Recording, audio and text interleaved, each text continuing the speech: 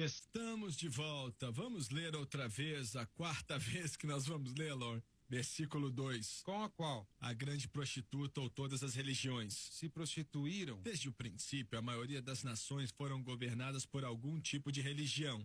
Os reis da terra. Todas as religiões que o homem inventa, até partes do cristianismo que foram corrompidos, são considerados pelo Senhor como fornicação espiritual. Agora, quero perguntar a vocês, eu acho que eu já expliquei, mas eu quero ir além um pouco aqui. O que o Espírito Santo quis dizer quando deu essas palavras a João? Cometeram fornicação. Usou uma palavra muito forte aqui. Ele não está falando da atitude física de adultério ou fornicação. Não é isso que ele está falando. Ele está falando que o homem que adora aquilo que não é de Deus, né? Se prostituíram, ele diz aqui, e por aí vai. Da verdade, adultério espiritual, é isso que é, um adultério espiritual e é uma idolatria espiritual. Você tem na sua anotação aqui Romanos capítulo 7, versículos 1 a 4, aonde Paulo lidou com a verdade do adultério espiritual. E o que isto é, basicamente, é você se unir, para um crente é você se unir a uma outra e ser santificado. Existem várias formas diferentes de adultério espiritual. Existe esse extremo aqui, com a grande prostituta, onde eram pessoas que não eram nem salvas, né? Eles se uniram a outra pessoa que não era Cristo verdadeiro, o Cristo verdadeiro para ser seu Salvador. E então eles se uniram a outra religião. Isso em si mesmo é uma fornicação espiritual, um adultério. Para um filho de Deus, o adultério espiritual acontece quando aceitamos a Cristo e o sacrifício do Calvário como meio de salvação, mas para a nossa santificação, nós saímos da fé e da graça e nos unimos à lei, ou obras, como um meio de ser aceito ou aceitável, sabe, ter vitória contra o pecado. Isso em si mesmo é um adultério espiritual. Você está dizendo, então, que cristãos, pessoas que realmente são salvas, até cheias do Espírito, que amam a Deus, podem ao mesmo tempo viver em um estado de adultério espiritual, que é a palavra fornicação aqui. Podemos adicionar isso também? É isso que você está dizendo aí? Com certeza, sim. Você está certo. Então, o adultério espiritual não é algo somente uma pessoa não salva faz. No contexto em que Paulo escreveu, em Romanos capítulo 7, também Tiago lidou em Tiago 7, versículo 4, quando ele fala, seus adúlteros e adúlteras, não sabeis, não entendem que ser amigo do mundo faz você inimigo de Deus?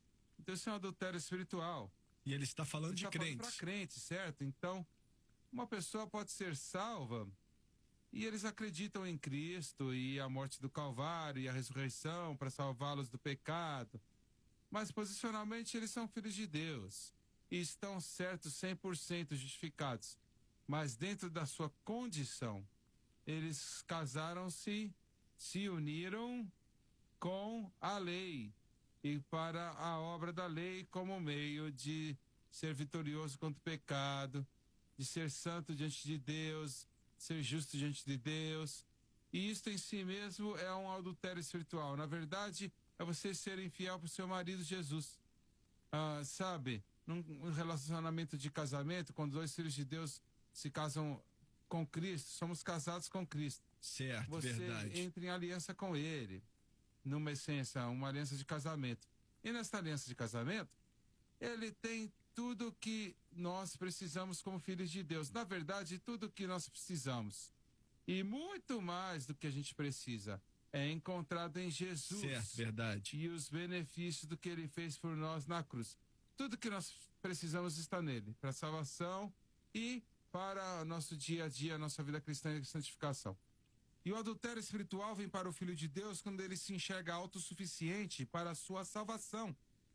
Mas então você se une, ou você é infiel ao Senhor no processo da santificação, e você se une com a lei e obras, e pode até ser coisas boas, como falamos aqui várias vezes. Podem ser as obras das disciplinas cristãs. Aquilo que era bom me enganou, Paulo falou. Certo, em Romanos 7. e podem ser até as disciplinas cristãs, mas o crente está fazendo, acreditando que fazendo estas coisas, eles estão certos diante de Deus no nível de santificação. Pois é. E este fazer essas coisas é o meio pela qual você tem a vitória contra o pecado. Isso em si mesmo é uma ofensa contra o sangue de Jesus. Certo. Isso em si mesmo é dizer que o sangue de Jesus não foi suficiente para lidar com o meu pecado como filho de Deus. Foi suficiente para me trazer, mas não foi o suficiente para me manter. Isso é adultério espiritual. Você não concorda que os primeiros 4 versículos do capítulo 7 de Romanos fala sobre crentes que são infiéis a Cristo, infiéis a Ele, como um esposo sendo infiel à sua esposa, ou esposa infiel ao seu esposo? E como Jim leu, acho que foi no nosso outro programa, eu acho, estamos casados com Cristo. Nós, como crentes, estamos casados com Ele. Quando olhamos para qualquer coisa, não importa quão boa é aquela outra coisa, como você disse muito bem, para nos dar vitória nessa vida, vivendo por Deus, e ignoramos o que Ele fez na cruz, isso é adultério espiritual. E a pergunta é aqui, essa pessoa pode ser salva e ao mesmo tempo viver em um estado de adultério espiritual? Sabe, eu acredito, é claro que eles podem ser salvos e eles podem continuar a ser salvos. Não quer dizer que Deus lida com o indivíduo, cada um de nós individualmente. Eu acredito que é neste nível que esse indivíduo está vivendo pelas suas obras como meio de justiça.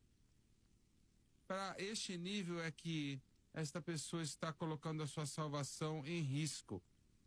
Porque quanto mais você confiar em si próprio, mais do que... É isso que eles fazem, isso que você está fazendo. Você está colocando a sua confiança em si próprio. E quanto mais você coloca a confiança em si próprio, mais e mais, na verdade, você está se colocando numa situação perigosa espiritual. Certo, verdade. E não importa que tipo de reputação a pessoa possa ter.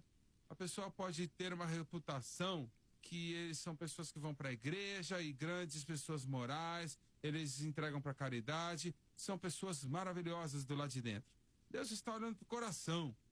E quanto mais você, na verdade, confiar em si mesmo, mais e mais, isso vai te colocar, e esse indivíduo, num lugar perigoso em relação à sua salvação. Você não concorda que se esse crente não entende a cruz de Cristo em relação à santificação, isso aí que você está mencionando, como vivemos por Deus diariamente, como vivemos essa vida, se ele não entende isso, automaticamente está em um estado de adultério espiritual? Sim, completamente. Então tá. Na verdade, é como um padrão, né?